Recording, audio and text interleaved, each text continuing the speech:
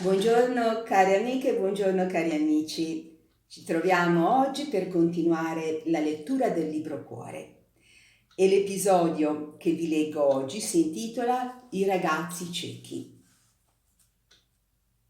Il maestro è molto malato e mandarono in vece sua quello della quarta, che è stato maestro nell'istituto dei ciechi, il più vecchio di tutti, così bianco che par che abbia in capo una parrucca di cotone e parla in un certo modo come se cantasse una canzone malinconica, ma bene e sa molto.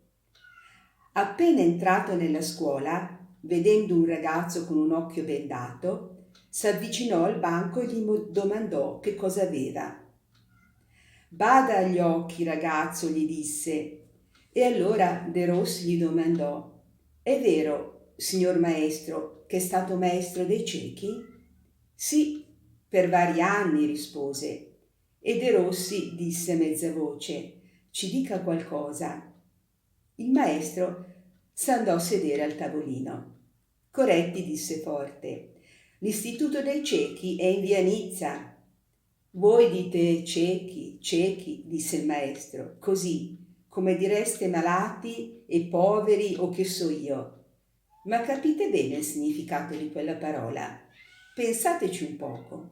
Ciechi, non veder nulla, mai, non distinguere il giorno dalla notte, né vedere né il cielo, né il sole, né i propri parenti, nulla di tutto quello che sta intorno e che si tocca. Essere immersi in un'oscurità perpetua e come sepolti nelle viscere della terra. Provate un poco a chiudere gli occhi e a pensare di dover rimanere per sempre così. Subito vi prende un affanno, un terrore. Vi pare che vi sarebbe impossibile di resistere, che vi mettereste a gridare, che impazzireste o morireste.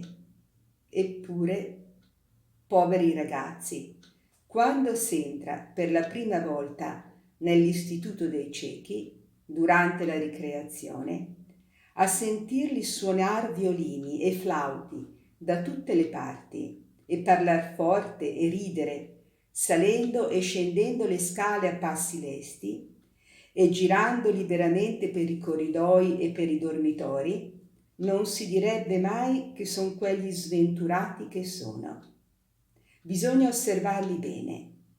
C'è dei giovani di 16 o 18 anni, robusti e allegri, che portano la cecità con una certa disinvoltura, con una certa baldanza quasi, ma si capisce dall'espressione risentita e fiera dei visi che debbono aver sofferto tremendamente prima di rassegnarsi a questa sventura. Ce n'è altri, dei visi pallidi e dolci, in cui si vede una grande rassegnazione, ma triste, e si capisce che qualche volta, in segreto, debbono piangere ancora. Ah, figliuoli miei, pensate che alcuni di essi hanno perduto la vista in pochi giorni, che altri l'han perduta dopo anni di martirio e molte operazioni chirurgiche terribili, e che molti sono nati così, nati in una notte che non ebbe mai alba per loro, entrati nel mondo come in una tomba immensa e che non sanno come sia fatto il volto umano. Immaginate quanto debbono aver sofferto e quanto debbono soffrire quando pensano così, confusamente, alla differenza tremenda che passa tra loro e quelli che ci vedono e domandano a sé medesimi: perché questa differenza se non abbiamo alcuna colpa? Io che sono stato vari anni fra loro, quando mi ricordo quella classe, tutti quegli occhi suggellati per sempre, tutte quelle pupille senza sguardo e senza vita, e poi guardo voi altri mi pare impossibile che non siate tutti felici.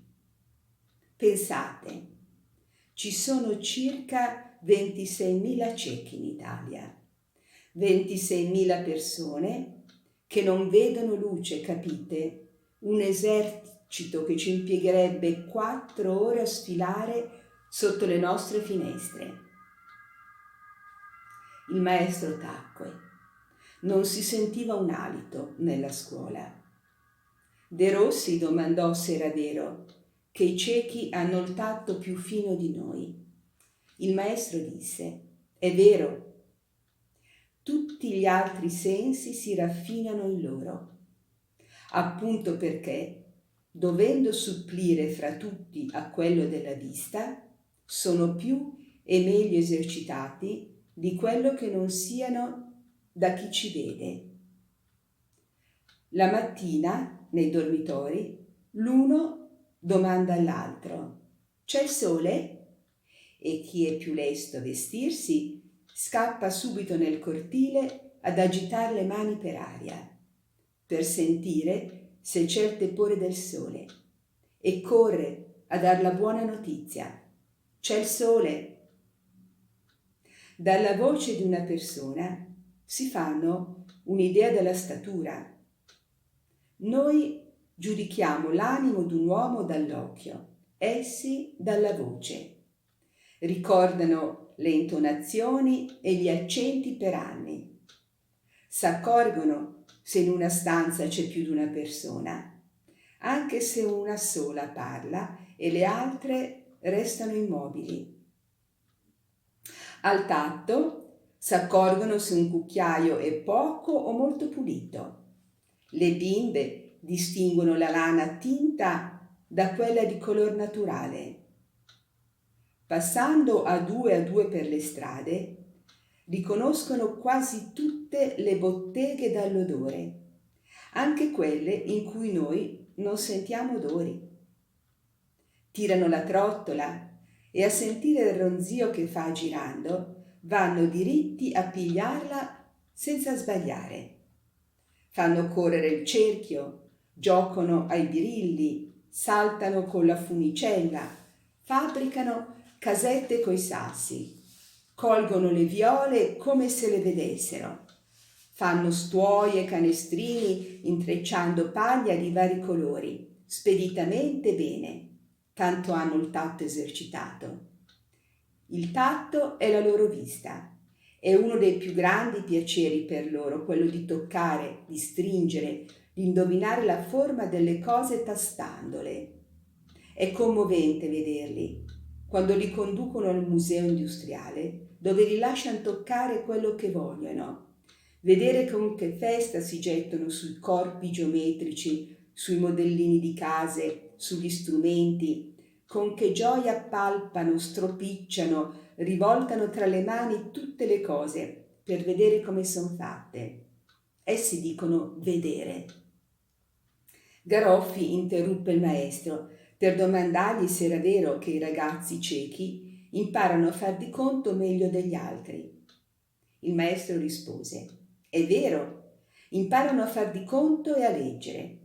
Hanno dei libri fatti apposta, coi caratteri rilevati, ci passano le dita sopra, riconoscono le lettere e dicono le parole.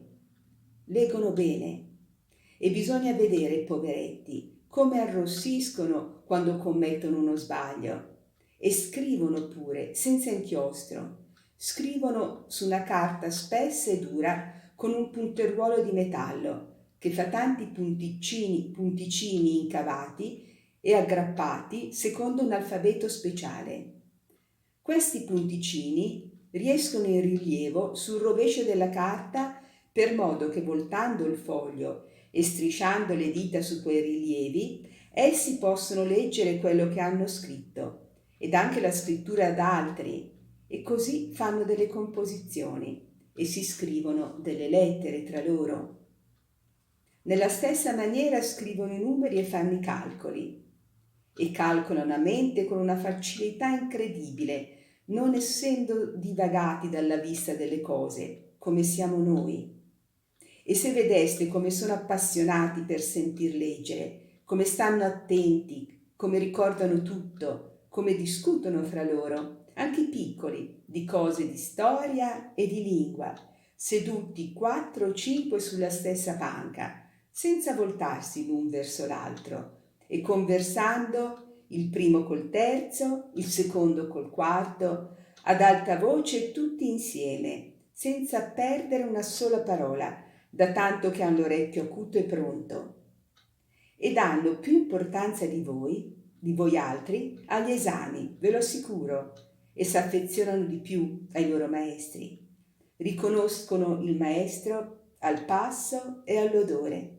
S'accorgono se è di buono o cattivo umore, se sta bene o male, nient'altro che dal suono d'una sua parola. Vogliono che il maestro li tocchi quando li incoraggia e li loda, e gli palpano le mani e le braccia per esprimergli la loro gratitudine.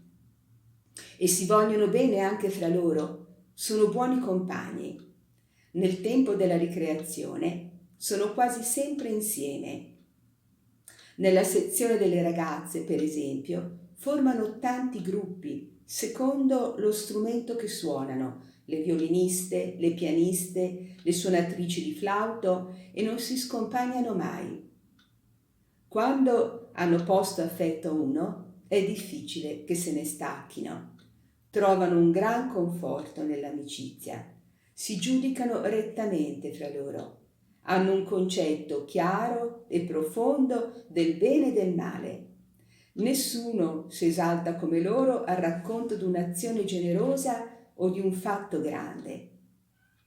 Bottini domandò se suonano bene. Amano la musica ardentemente, rispose il maestro. È la loro gioia, è la loro vita la musica. Dei ciechi bambini, appena entrati nell'istituto, sono capaci di stare 3 ore immobili in piedi a sentir suonare. Imparano facilmente, suonano con passione.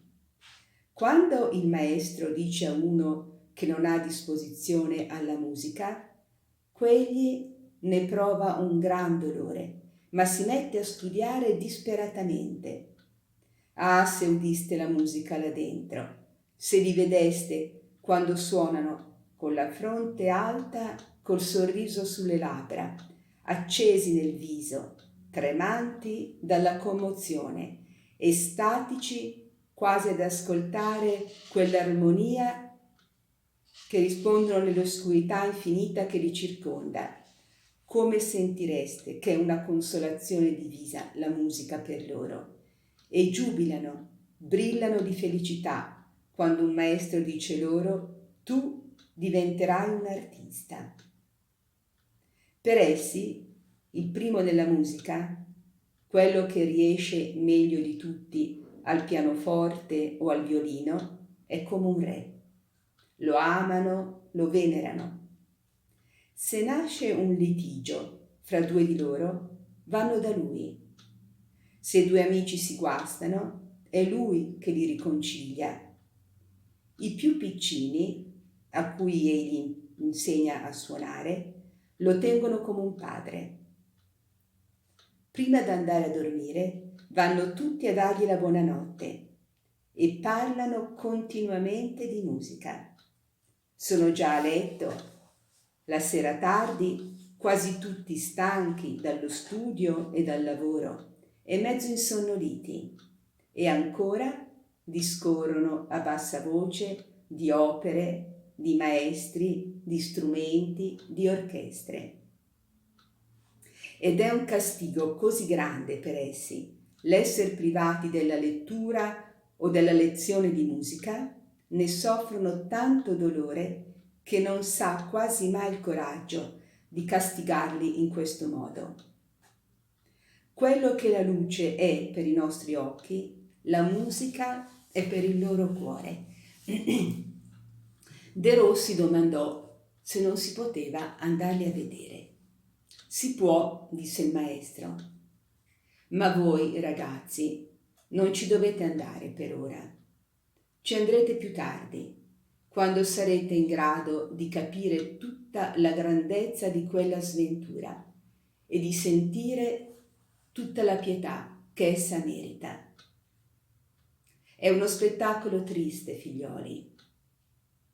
Voi vedete là qualche volta dei ragazzi seduti di contro a una finestra spalancata, a godere l'aria fresca, col viso immobile, che par che guardino la grande pianura verde e le belle montagne azzurre che vedete voi, e a pensare che non vedono nulla, che non vedranno mai nulla di tutta quella immensa bellezza.